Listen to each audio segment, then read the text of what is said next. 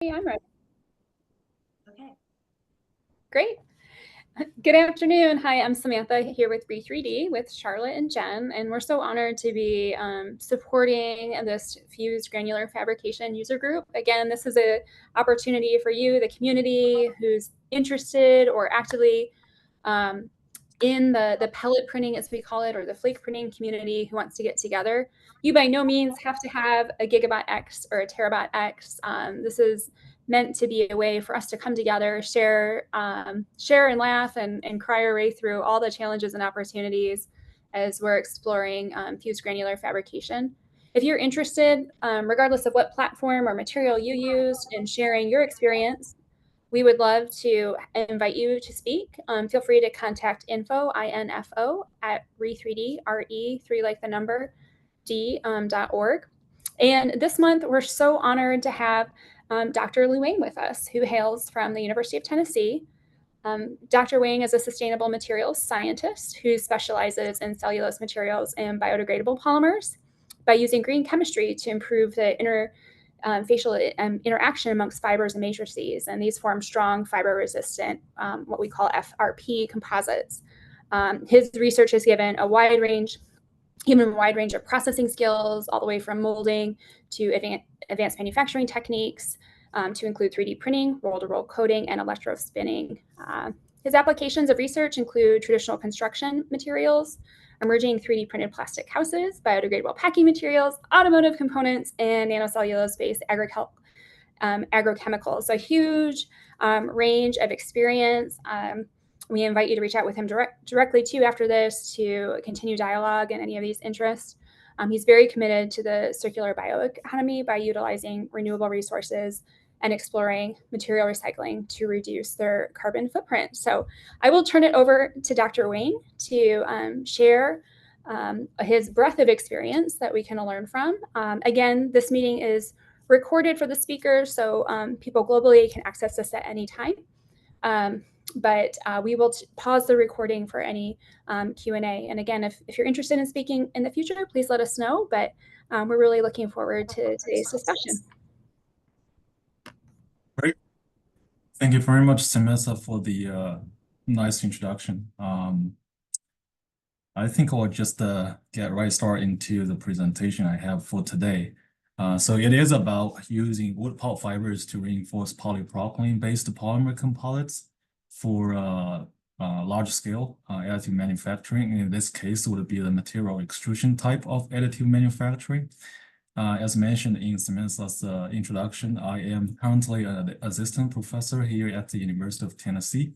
I run the so-called Dream Lab in the Center for Renewable Carbon.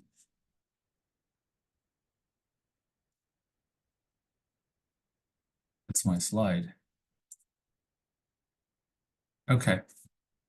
So before I talk about my research, I really like to acknowledge the undergraduate students who worked on this project. Without them, this presentation won't be possible. And because they are so dedicated individuals, they are now either working in the industry or in the graduate school in different institutes across the US. And we are really also very grateful for the funding source from US Department of Energy, Office of Energy Efficiency, and the Renewable Energy Advanced Manufacturing Office through this contract number. Okay, introduction on additive manufacturing. I think these two graphs speak a lot about the 3D printing process because one of its most unique property is that it is able to produce structural parts with really complicated internal structures. A little bit of nomenclature. Material extrusion additive manufacturing, MEAM, can be called in different ways.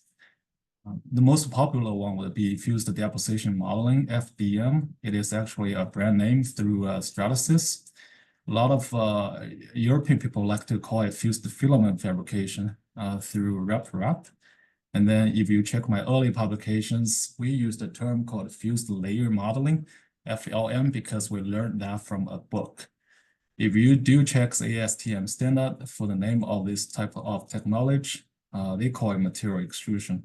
So inspired by that, I combined material extrusion and additive manufacturing. Therefore, I call it MEAM. To the advantages of the MEAM technology, I believe most of you already know, right? It generates complex geometry. Its process does not require any dies. That's super neat because dies can be really expensive for the industry. And then it requires really few human assembling, which can potentially cut down the labor cost by a lot. It produces less waste because it requires limited, if zero, post-processing after 3D printing to give you the final shape of your parts. And also, the products from this process are lighter due to the internal pore structure generated by the 3D printing process. However, there are disadvantages and the criticisms around the 3D printing process, especially for the benchtop process. Those include small building volume, slow processing speed, and limited available materials compared to conventional molding technology. How do we address this? The first issue for size and speed is relatively easy because the solution is simply large format additive manufacturing, short as LFAM. Before I joined UT here in Knoxville, I worked in University of Maine in Orono for almost 10 years. During that period of time, UMaine acquired the world's largest 3D polymer printer. And soon after that, we started to print a lot of real size objects like this speedboat in the right side of this slide. Oh, here, the material for this speedboat is carbon ABS. Looking into issue number 2, the material availability, we believe both the challenge and the solutions are both in polyolefins. Now, polyolefin is the world's largest consumed polymers. They're really versatile polymers with many applications. I would bet there are something made out of polyolefins in your home goods. Semi-crystalline polyolefins, including polypropylene and polyethylenes, however, cannot be easily printed because they will warp significantly during the MEAM process. If you haven't tried that already, this picture here shows you what we tried to do at the very beginning of our research with 3D printing polypropylene. You can notice the corner warped so much, and that piece was really thin compared to the real size in the ASTM standard, because once the bottom layer started to warp, you actually cannot finish the printing. Let's look a little bit into the warping mechanism of 3D printing polyolefins. We believe what really controls the warping of this material is its crystallization behavior. Another material people know that work very well for the 3D printing process is PLA, which is polylactic acid. So if you compare a 3D printed PLA and a 3D printed PP sample, it's the right versus the left here. PP prints really, really well. So when we looked into the crystallization behavior of these two different polymers, what we find in the last two columns here is for XC, which stands for the crystallinity of the material. Polypropylene is about 40%, while PLA is only about 20%. So PP has twice the crystallinity of PLA. And then T half stands for the half crystallization time it takes for the crystallization process to complete. As you can tell, PP only has about 3 seconds, while PLA has about 22 seconds. So in other words, polypropylene crystallizes 7 times faster than PLA.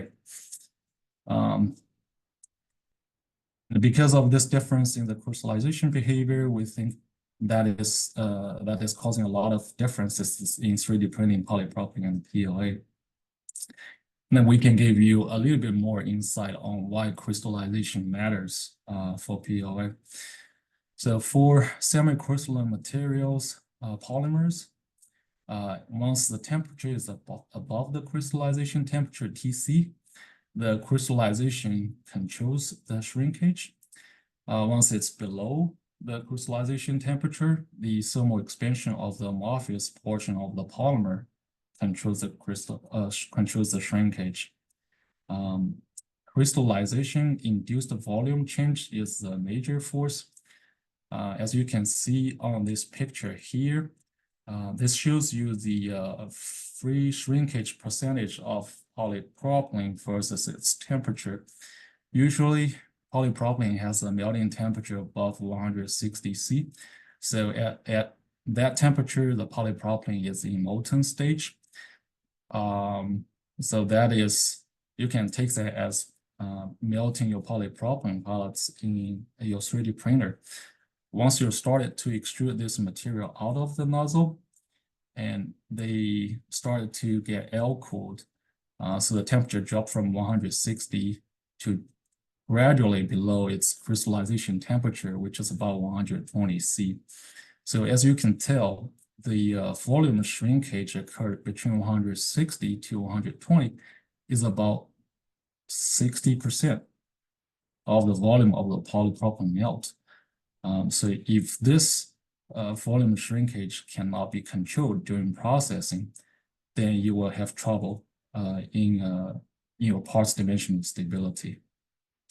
And unfortunately, unlike conventional process where you only have a die to keep pressure and temperature on your material to prevent them from deforming, in 3D printing, you don't have that privilege. Okay, so the objective of this research is to improve the printability and mechanical properties of polyolefins by adding wood pulps. Our hypothesis is that one, wood pulp can reduce the warpage of PO by diluting the part's overall crystallinity. And two, wood pulps can act as mechanical reinforcement for PO. A little bit more about the materials and methods we used for this research. The starting material we used is a low crystalline grade PO. It's a PP-based PO. Unfortunately, I cannot disclose the grade for this material because it is under the protection of a patent. In terms of the reference material, we try to compare with this grade of material. We purchased polypropylene from ExxonMobil. It's a very common grade of polypropylene homopolymer. Then, in order to improve the interaction between the natural fiber, which is hydrophilic, with the polypropylene matrix, which is hydrophobic, we used a commercial coupling agent called molecular anhydride polypropylene, short as MAPP. For the wood pulps, we got the grade TC750 from Crayfield, who produces pulp fiber from recycled newspapers. In terms of the experimental design, we have two grades of polyolefins. One we call it as medium grade with the letter M, and another one we call it as a strong grade with letter S. And then for the fiber content, we have both 30% and 40% based on weight. This slide here shows the entire material processing route of the composites. We started by drying our raw materials at 105 C for 2 hours in order to drive out almost all the moistures in the natural fiber, as well as on the PP pellet. If there's any, moistures can be very detrimental to the processing of natural fiber composites because the evaporation of water, of moisture during the high temperature melting process would create defects like voids. So you want to avoid that. After we compounded the material in a batch mixer at 190 C and 60 RPM, we grind the compounds into small pellets. And then before further melt processing, we do another round of drying on the composite pellets and then followed by 3D printing with Gigawatt Model X, as well as injection molding. In terms of the results, we divided into 3 parts. For the first part, it is to give us a result for the material screening. The first criteria on screening the material for our large-scale 3D printing is to check whether this formulation offers a good printability. In other words, does it generate a lot of warpage or very less warpage? We got the method from a published paper from this author here in 2021. Basically, the warpage percentage equals to the warpage height, H, which is right below number 3 here, over the length of diagonal D times 100%. So if you check the warpage percentage for the polyolefin grade, it is about 21%, while after we adding natural fibers at either 30% or 40%, we can drastically reduce that below 1%. These 2 graphs here give you a more visual illustration on what actually happened for these 2 formulations during printing. To test our first hypothesis, we checked the crystallinity of both materials by using the results we got from differential scanning calorimetry. What we found is for the pure polyolefin grade here, it contains about 20% crystallinity. After adding pulp fibers inside, we can reduce that crystallinity by almost 30%. So conclusion number 1 here, if we increase the fiber content, we decrease the crystallinity due to the dilution effect brought by the fiber into the polymer matrix. The second criteria for screening the material is their mechanical performance. Here, we specifically looked at the tensile properties of the composites.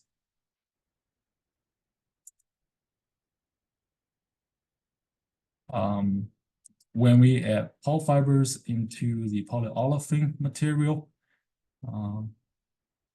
we can get the tensile modulus to about 2.5 and tensile strength to about 32 MPa, with reduction in strain at break, which is very novel for fiber reinforcement polymer system. So the conclusion here is if we add in more fibers, we will increase the modulus and the strength more for the base polymer. So why the fibers can act as a good reinforcement here? By looking at the fiber distribution in the polymer matrix on the fracture surface of a printed sample after mechanical test, we notice that the fibers distributed themselves pretty well in the polypropylene matrix. In this case, it is for the 30% fiber loading level. Even when we increase the fiber loading level to 40%, we still can see the fibers are distributed pretty well in the matrix. So the fibers appear here as bright irregular shapes, while the gray background is the polypropylene-based PO matrix. You also notice some black holes. Those are the printing defects created during processing. Part 2 of the result, we want to talk about the comparison between injection molding versus 3D printing. So in this case, we use a formulation of 40% pulp fiber. For the 3D printed materials, we have about 2.4 gigapascal in modulus. If you compare that to the commercial grade polypropylene homopolymer pure material from injection molding, we are much stiffer. For the printed samples, we have a tensile strength of about 32 megapascal, and compare that to the injection molded pure version material, it is similar. What makes us exciting is our 3D printed material has a lot higher impact resistance compared to the common grade polypropylene homopolymer. Second parameter of properties we tested is heat deflection temperature, as this can be very critical for some applications when temperature tolerance is needed. So if you compare the injection molded material versus the 3D printed material at about 40% fiber loading level, their HDTs are relatively similar. So the 3D printing process does not necessarily reduce the thermal performance of this material. So we've come to this final part of the result section. Here, we try to do a large-scale 3D printing demonstration before we actually go real large-scale printing. So we selected a hexagon shape here. We deliberately selected the largest dimension of this hexagon to be 40 centimeter, which was larger than any of the longest dimension of any of the commercial grade benchtop 3D printer on market back then. So as you can see, I highlighted those dimensions for all those printers here. Only Gigabyte was able to beat them on the dimension for what we want to do. So here we give you a closed view of how those materials perform during the 3D printing process. The one on the left side here is the polyolefin grade with no fillers.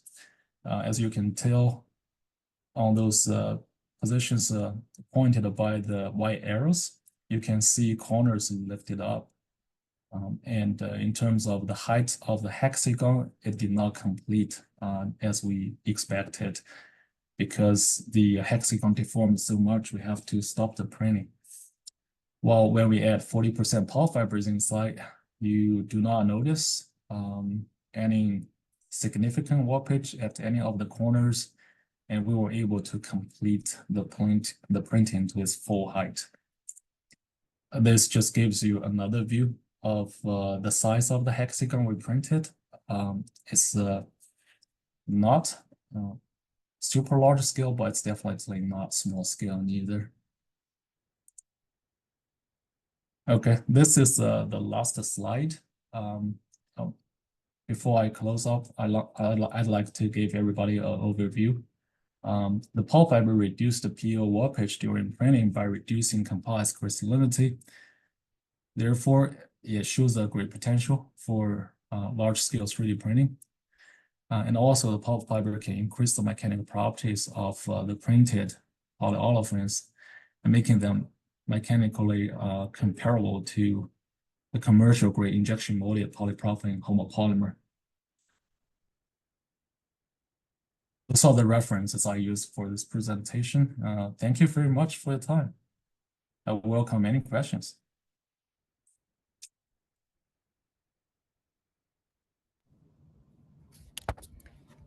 Thank you for sharing. This is incredibly fascinating. It's well known that Re3D is really intrigued by the potential to print with reclaimed materials, and these types of polymers are found in many waste streams, and so the opportunity, but so challenging to print with, as you point out. So the opportunity to add a bio-based material to have near the same mechanical properties as injection molding and to overcome some of those hurdles is really appealing to us personally. So we'll probably have a lot of follow-up and our teammates when they watch this. I am curious